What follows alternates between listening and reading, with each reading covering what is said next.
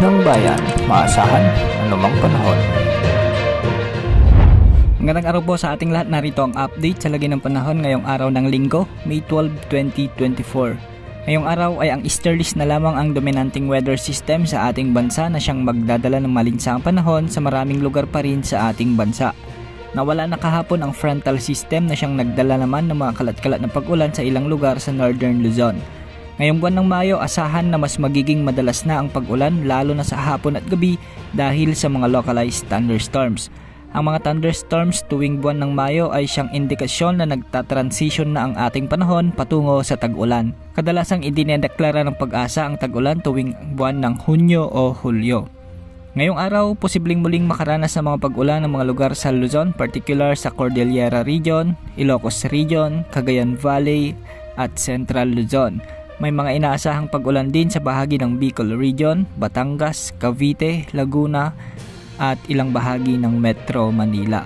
Sa Visayas ay may mga thunderstorms din sa Leyte Provinces, Negros Provinces, Eastern Samar, Antique, Romblon, Palawan at ilang bahagi ng Cebu Province. Sa Mindanao ay asahan naman ang mga pag-ulan sa bahagi ng Davao Region at Misamis Provinces, pati na sa Zamboanga Peninsula, Bangsamoro Region at Surigao del Sur.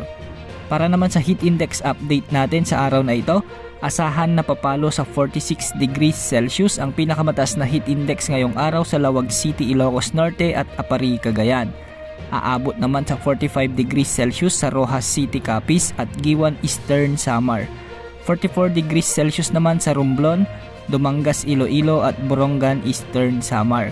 Papalo rin sa 43 degrees Celsius sa may Pasay City, Metro Manila, Sinait, Ilocos Sur, Dagupan City, Pangasinan, Tuguegarao City, Cagayan, Itiague, Isabela, Sanglay Point, Cavite, San Jose Occidental, Mindoro, Pili, Camarines Sur, Iloilo City, Catarman, Northern Samar at Tacloban City sa Leyte.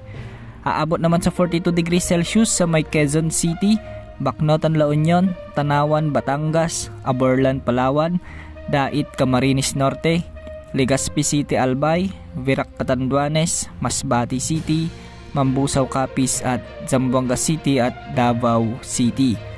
Samantala patuloy pa rin nating minomonitor ang cloud cluster na nasa silangan ng Mindanao at kung mapapansin ay wala itong makikitang anumang senyales para lumakas bilang bagyo. Stable din ang galaw nito o halos hindi gumagalaw. Ayon naman sa mga weather models, nasa low to medium pa rin ang tsansa nitong lumakas para maging bagyo. Kung mapapansin ay halos hindi kumikilos ang galaw nito at magiging stable lamang ang lakas nito hanggang sa papalapit ng Philippine Area of Responsibility bilang low pressure area sa mga susunod na araw. Hindi pa rin natin inaalis ang posibilidad na lumakas ito bilang bagyo kaya patuloy natin itong i-monitor. Ayon naman sa analysis ng iba't ibang weather models at ang inilabas na Tropical Cyclone Threat Forecast ng Pag-asa, may tsansa itong lumapit sa bansa at lilihis palayo patungo sa Japan o sa Philippine Sea. Hindi rin naman inaalis ang tsansang umabot ito ng kalupaan o maglandfall lalo na sa bahagi ng Mindanao at Visayas. Maging bagyo man o hindi, asahan pa rin na magdadala ito ng mga pag-ulan dulot ng mga localized thunderstorms o ang extension ng sama ng panahon na ito sa mga susunod na araw.